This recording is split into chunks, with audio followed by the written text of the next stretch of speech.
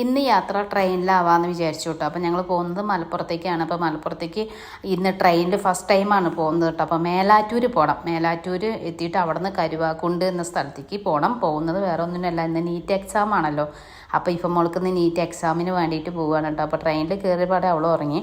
അപ്പോൾ ഞങ്ങൾ മേലാറ്റൂർ എത്തി. അവിടെ നിന്ന് റെയിൽവേ സ്റ്റേഷനിൽ നിന്ന് ഒരു ഓട്ടോ പിടിച്ചിട്ട് ഇപ്പോൾ കരുവാക്കുണ്ട് സ്കൂളിലേക്ക് എത്തി കേട്ടോ. അപ്പോൾ അവിടെ എത്തിയപ്പോഴത്തേനും കുറച്ച് പേരൊക്കെ ഇവിടെ വന്നിട്ടുണ്ട്. എന്നാലും ഞങ്ങൾക്ക് നേരത്തെ എത്താൻ പറ്റി.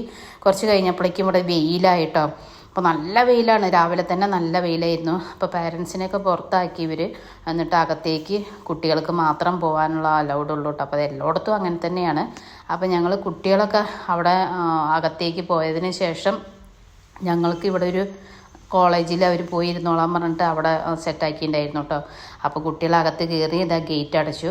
ഇനി പോലീസ് വണ്ടിയും പോയി. അപ്പോൾ ഇനി നമ്മൾ ഇതിൻ്റെ എക്സാമിൻ്റെ ടൈം കഴിഞ്ഞിട്ട് ഞങ്ങൾ വന്നു കഴിഞ്ഞ് കുട്ടികളൊക്കെ നല്ല കുറേ കുട്ടികളുണ്ടായിരുന്നു. അവരൊക്കെ എക്സാം എഴുതി എല്ലാവരും നല്ല വിജയത്തിലെത്തട്ടെ. ഞങ്ങൾ തിരിച്ച് ബസ്സിനാണ് വരുന്നത് കേട്ടോ. അപ്പോൾ വന്നിട്ട് ഞങ്ങൾ അവിടെ നിന്ന് പാണ്ടിക്കാട്ടിലേക്കാണ് ബസ് കയറിയത്. അപ്പോൾ ബസ് പാണ്ടിക്കാട് എത്തിയിട്ട് ഇവിടെ വന്ന് ഇറങ്ങിയിട്ടോ. ഇവിടെ വന്ന് ഇറങ്ങിയിട്ട് ഞങ്ങൾ ഇനി പെരിന്തൽമണ്ണയ്ക്ക് പോകണം. പെരിന്തൽമണ്ണയ്ക്ക് ബസ് കത്ത് നിൽക്കുക. അപ്പോൾ പെരിന്തൽമണ്ണയ്ക്ക് ഒരു ബസ് കിട്ടി. അവിടെ നിന്ന് ഇനി ചെർപ്പളശ്ശേരിക്ക് വന്ന് ചെർപ്പളശ്ശേരിയിൽ നിന്ന് ഒറ്റപ്പാലത്തിന് വരണം കേട്ടോ. നല്ല റിസ്ക് തന്നെ ആയിരുന്നു. ഒരുപാട് ബസ്സുകളിലൊക്കെ കയറി നല്ല വൈകിയിരുന്നു എത്താൻ.